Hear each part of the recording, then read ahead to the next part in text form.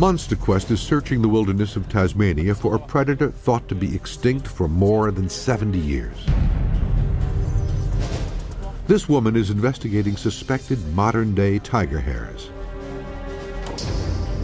This biologist says he observed the beast for more than 3 minutes. These explorers have found evidence that may prove the tiger stalks this island. And this man has been investigating sightings of the beast for over 3 decades. Buck Emberg. Hello, Buck Emberg. It's Nick Mooney here. How are you? Hi, Nick. Nick Mooney is meeting with Joan and Buck Emberg to discuss their sighting and to examine the photographic evidence of the tiger. There are many people such as Buck Emberg, who I've known for a long time. In dealing with those people you don't know so well, you are simply forced to look for some measure of credibility. They do. Well, I'm not saying anything you don't know, but this area here, that in the northeast has been pretty well free-filled. And this is where most of the sightings that we know about come from. Buck, if you've got the animal here, you can't just have 5 or 10 individuals. Correct. Because you have to have a bizarre list of adaptations to let 5 or 10 individuals survive this long. Something I often do is reconstruct reports. I won't do it on the spot to embarrass the person perhaps, but I'll often go back and measure the distances, measure the times, maybe take a dog back, make the dog do what somebody said the Tasmanian tiger did and time them. This is the Emmerich, the photograph taken by the German tourists. Well, I can produce a tiger out of that, but yes. I can't say that it's a tiger. Well, that's all we've got.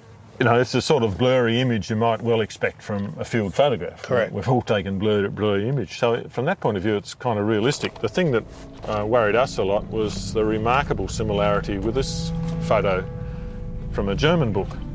And the posture of the animal, the angle, the proportions, even the stripes are almost identical. And this animal is holding its head up doing a gape, you know, a low stress gape. Yeah. This animal is doing exactly the same. The position of the body makes Mooney skeptical of the authenticity of the picture. The science team will need to evaluate the image to be sure. The coincidence makes me a bit uneasy, I'd have to say. I would be uneasy with that if I'd found that out yet.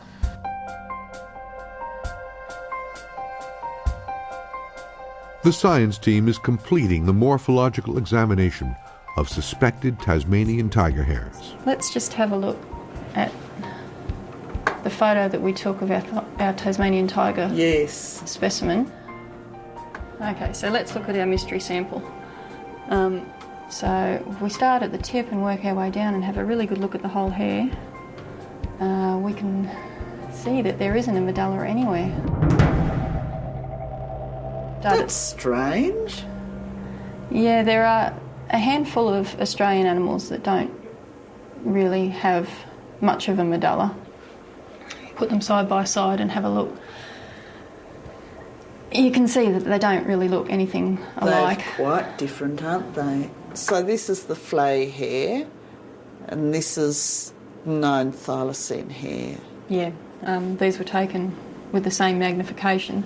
I mean, having said that, the sample may have come from a particular part of the body that we haven't got a reference specimen for. It's looking like wombat, but they're still not 100% sure. With the number of hairs that you've got here, that would have that. That's the best, yes. Yeah. Yes.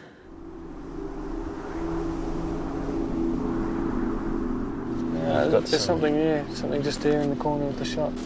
The expedition team is downloading the images from the field cameras. Brushtail. They see a brushtail possum in one photo, Brushtail. and then something mysterious.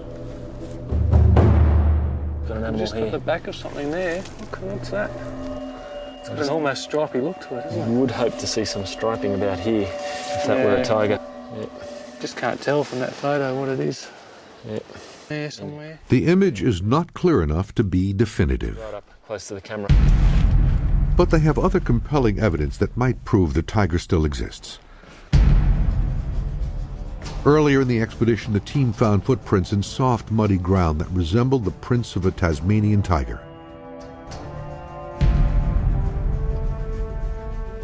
Rieberg and Nelson now examine the footprints in detail and compare them with historical examples of known thylacine prints.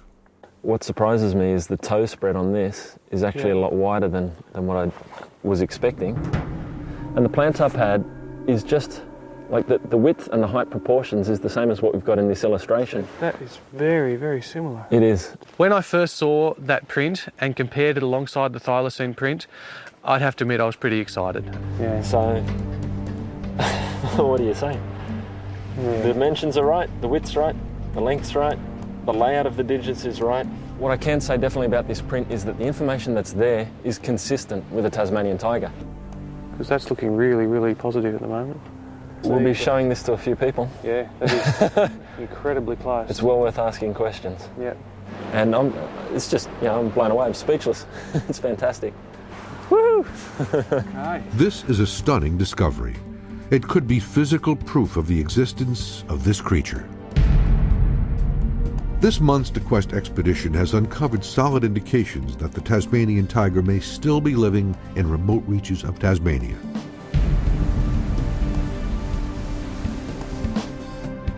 Consistent and credible eyewitness reports have been catalogued that match historical descriptions of the creature.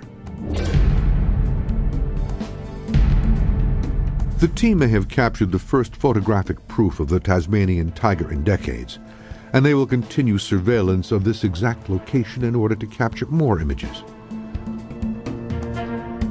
Although microscopic examination of the fleae hair is inconclusive, the footprint found in the bush is a convincing piece of physical evidence. It will need further analysis, but it's a compelling indication that the extinct marsupial, thylacine, may still be alive. I believe they're there because of what I've seen and heard, and the hundreds of eyewitnesses that have seen it too, that have told me about what they've seen. You can't believe them all, but a few of them must be true. I do not think the animal is there. I know the animal is there. The fact that I could not find them means nothing. Somebody else might. They have to be an extraordinary run of coincidences to be still there. It would be fantastic. And I hope it happens.